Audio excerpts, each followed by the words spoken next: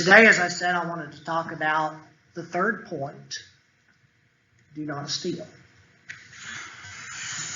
As is so common in Paul's writings, Paul spends more time on the positive, moving us. Paul realizes, the Holy Spirit, as he inspired Paul, realizes that life does not exist in a vacuum. Okay? When we remove something from our life, it is something has to take that void. Okay? Something has to take the void. When we have a pan that is full of water, and there is a brick in the bottom of that pan that we don't want there, we take the brick out. Something has to fill the void. Life is like that. When we remove something, it's best if we replace it with something positive, because if we don't, it will be filled with something evil in all likelihood. And so Paul spends more time on this. In the Old Testament, God simply left it as thou shalt not steal in Exodus chapter 20. But Paul gives us the solution to the problem. He simply does not say don't steal. He says work honest work. I want to go back here and see exactly what Paul says here in Ephesians. And we're going to look at this because Paul is telling us how to fill our lives for Christ, how to put on the new man. In, let's see, here in verse 28, he says, let the thief no longer steal, but rather let him labor, doing honest work with his own hands, so that he may have something to share with anyone in need. Now, I want you to notice that. It's not just fill your life where you once stole, fill it with honest work. No, Paul tells us the purpose for honest work. Paul tells us the reason honest labor is important. The purpose is so that we can provide for ourselves and have enough left over to help those who can't physically work honestly, so that they may not be tempted to steal. You see, the Christian faith is a support system. We work, we provide, so that those who are not physically capable, oftentimes the elderly, the infirmed, the handicapped, so that they're not tempted to steal. I want to go right to the root of the problem. You know, in the garden, when Adam and Eve ate of the fruit of knowledge of good and evil, you know what they did? They stole from God. God said, you can have anything, everything. Everything here is for you, except for this, the tree of knowledge. They stole from God. And I want you to notice the punishment that they were given back in Genesis chapter 3 and verse 17. Genesis chapter 3 and in verse 17 through 19, God says, and to Adam he said, because you have listened to the voice of your wife and have eaten of the tree of which I commanded you, you shall not eat of it. Cursed be the ground because of you. In pain you shall eat of it all the days of your life. Thorns and thistles it shall bring forth for you, and you shall eat the plants of the field. By the sweat of your face you shall eat bread till you return to the ground, for out of it you were taken. For you are dust, and to dust you shall return. You see, God made our lives difficult as punishment for sin. God did not make work to be a curse. You see, God put Adam in the garden, very beginning of time.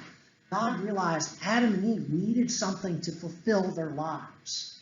So he said when he placed them in the garden, keep it, dress it. But the earth worked with Adam and Eve, not against it. Today, God created thorns. I often wonder, one of the plagues on our farm is mottled floor rose. That stuff comes up everywhere.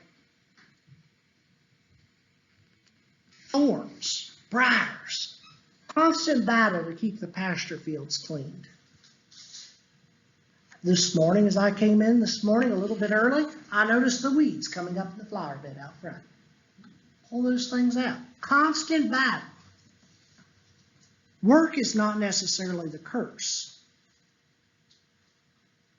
The curse is that God brought forth additional work, additional hardships. But also, in addition to that, here are some curses that go along without work. I think this is why God created work. This is why God's design in the Bible is for us to work and earn an honest living. My father used to say that idle hands were the devil's tools. Idleness, boredom, frustration, laziness, these are curses. These are challenges that we have to overcome. These are tools that Satan uses. When we have nothing to fill our time, Satan is busy, tempting us to fill it with things we ought not. I want you to consider what Solomon says in Ecclesiastes. In Ecclesiastes and in chapter 5.